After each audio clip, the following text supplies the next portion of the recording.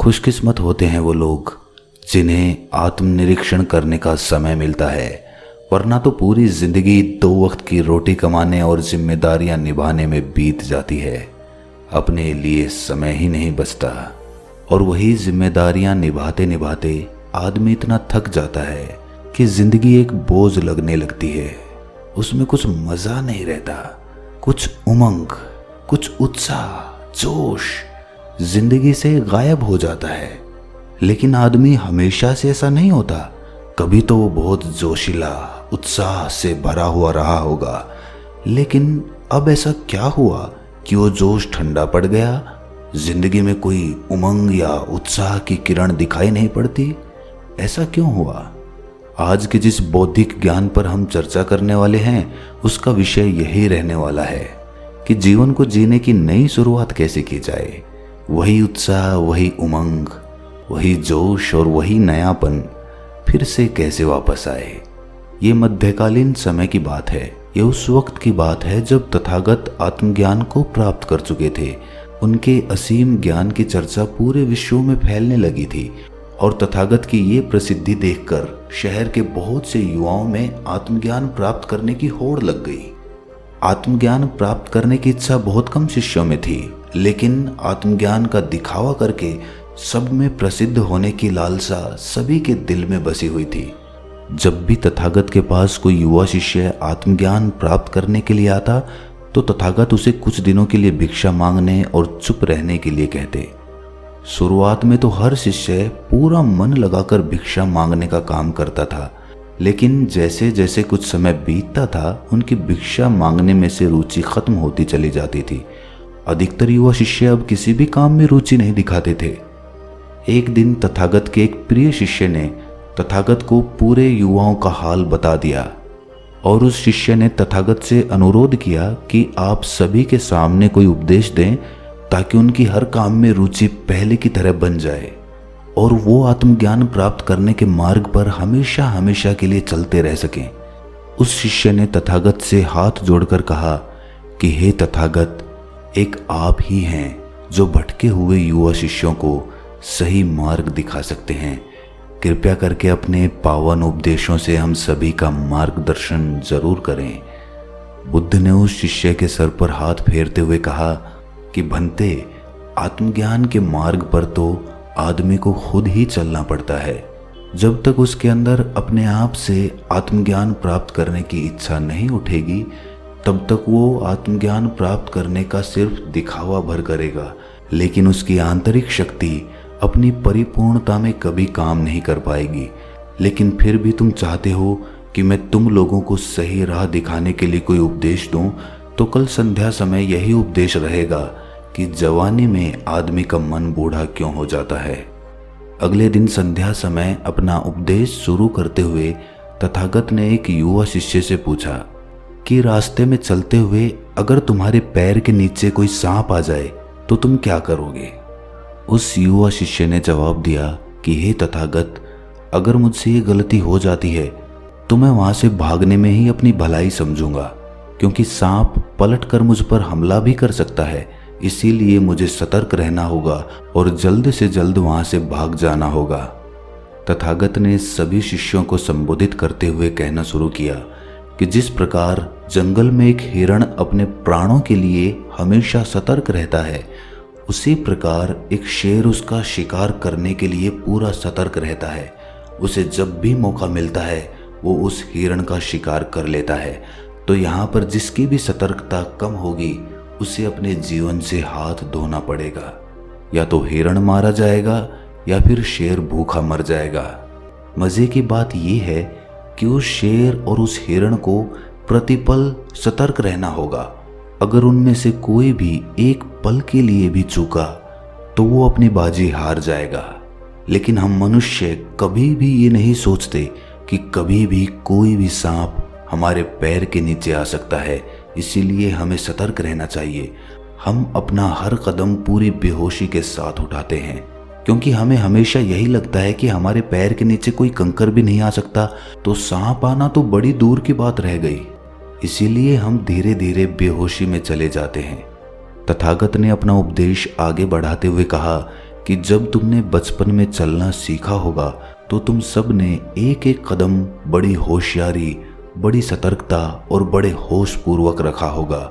लेकिन जैसे जैसे तुम चलने में माहिर हो गए वैसे वैसे तुम्हारा चलने पे से ध्यान हटता चला गया और तुम बेहोशी में चले गए। अब जीवन में कोई भी कदम बढ़ाना तुम्हारे लिए सतर्कता नहीं रहा। अब साधारण चाल चलना तुम्हारे दिमाग के लिए एक आदत बन चुकी है और उस आदत को दोहराने के लिए आपको सतर्क रहने की कोई ज़रूरत नहीं पड़ती। इसीलिए आप धीरे धीरे बेहोशी में चले जाते हैं। अधिकतर लोग जब जीवन में एक ही प्रकार का कार्य करते रहते हैं तो धीरे धीरे उस कार्य में से उनका मज़ा ख़त्म हो जाता है। अब उस काम को करने में उन्हें कोई रस नहीं आता, बस वो आदतन उस काम को कर रहे होते हैं। और इसी वजह से हमारी ज़िंदगी के ज़्यादातर काम आदतन होने लगते हैं जिनमें कोई रस नहीं रह जाता और धीरे धीरे हमारा ज़िंदगी में से रस ख़त्म हो जाता है। कोई जोश, कोई उत्साह, कोई उम्मीद दूर दूर तक नज़र नहीं आती है। हम सांस तो ले रहे होते हैं लेकिन अंदर से पूरी तरह से मर चुके होते हैं। तथागत ने सभी शिष्यों से सवाल किया कि अपने जीवन में अगर एक ही काम को बार बार करना हो और फिर भी उसमें रस बना रहे, उसमें सतर्कता बनी रहे, उसमें एक उत्साह हो, जोश हो किसी भी काम को करने में, चाहे वो काम हमें 1000 बार ही क्यों ना करना पड़े, तो वो किस प्रकार संभव हो सकता है। जब कोई शिष्य जवाब नहीं दे पाया तो तथागत ने समझाना शुरू किया कि आदमी को जब भी ऐसा लगता है कि उसने उस काम से सारा ज्ञान हासिल कर लिया है, उसे वो कला पूरी तरह से आती है, वो उसे परिपूर्ण तरह से समझता है, जब आदमी को ऐसा एहसास होता है तब उसका रस उसमें से खत्म हो जाता है, क्योंकि उसके पास उसके बारे में सीखने को कुछ बचा ही नहीं है। अब वो सीखे तो क्या सीखे, वो तो उसे पूरा समझ चुका है। और यहीं पर एक आदमी गलती कर देता है। अगर आंखें खुली रखी जाएं, बुद्धि को स्पष्ट रखा जाए तो हर छोटे से छोटा काम भी आत्मज्ञान प्राप्त करने का एक रास्ता बन सकता है। तथागत ने अपनी बात आगे बढ़ाते हुए कहा कि किसी काम में से चुस्ती, उत्साह या जोश खत्म होने का दूसरा बड़ा कारण होता है कि हमें लगता है कि हमारे पास बहुत समय है, हम तो हमेशा जीवित रहेंगे।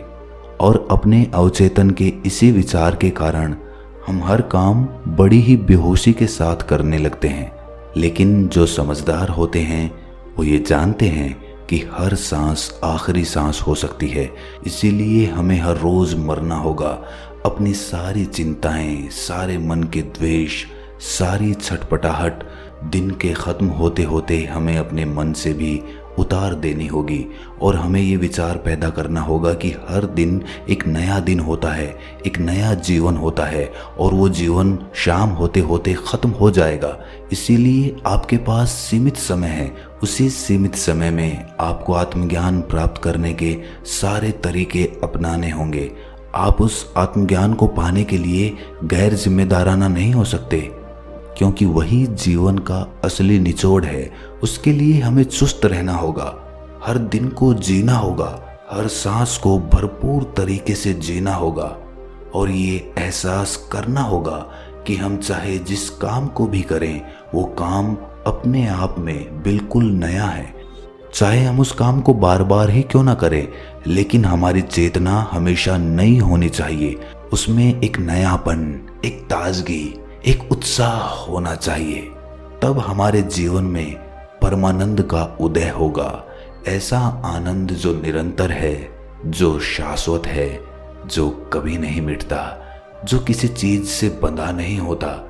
और जब हम निरंतर उस आनंद का एहसास कर पाते हैं तब हमें पता चलता है कि आत्मज्ञान का रास्ता कौन सा है, हमें किस रास्ते पे आगे बढ़ना है। फिर आपको किसी से कोई सवाल पूछने की ज़रूरत नहीं रह जाएगी, फिर आपको कोई वीडियो नहीं देखनी होगी। बस अब आपको आपका मार्ग मिल गया। अब आप निरंतर 24 घंटे अपने आनंद में रह सकते हैं, किसी काम को करते हुए भी या खाली बैठे हुए भी। आप निरंतर उस आनंद का एहसास कर पा रहे हैं। आपकी हर एक सांस आखिरी हो सकती है, इसीलिए आप अपनी हर सांस को जी रहे हो। आपकी चेतना में नवीनता है, उसमें ताजगी है। तथागत ने अपना उपदेश खत्म करते हुए सभी शिष्यों को कहा कि अभी हम सब रात्रि का भोजन करने के लिए जा रहे हैं। भोजन तो हम रोज करते हैं, लेकिन आज से भोजन का हर टुकड़ा हम इस प्रकार महसूस करेंगे जैसे कि हम पहली बार उस टुकड़े को अपने मुंह में ले रहे हैं, और इससे आपकी चेतना नवीन होती जाएगी, नई होती जाएगी। हर काम में इस प्रयोग को अपनाओ और आप पाओगे कि आपके शरीर के बूढ़ा हो जाने पर भी आपकी चेतना एकदम नवीन है। आपकी आंखों में कोई थकावट नहीं है, बल्कि उसमें एक आश्चर्य, एक उत्साह बना हुआ है। इसके बाद तथागत और सभी शिष्य रात्रि का भोजन करने के लिए भोजन कक्ष में पहुंच जाते हैं। तो दोस्तों, कैसी लगी ये कहानी आपको? कमेंट सेक्शन में ज़रूर बताना, और अच्छी लगी हो तो इस चैनल को सब्सक्राइब करके नोटिफिकेशन बेल को ज़रूर दबा देना, ताकि हम जब भी कोई ज्ञानवर्धक वीडियो डालें तो आपको तुरंत नोटिफिकेशन पहुंच जाए। तो मिलते हैं किसी अगली कहानी में, तब तक के लिए अपना ख्याल रखें।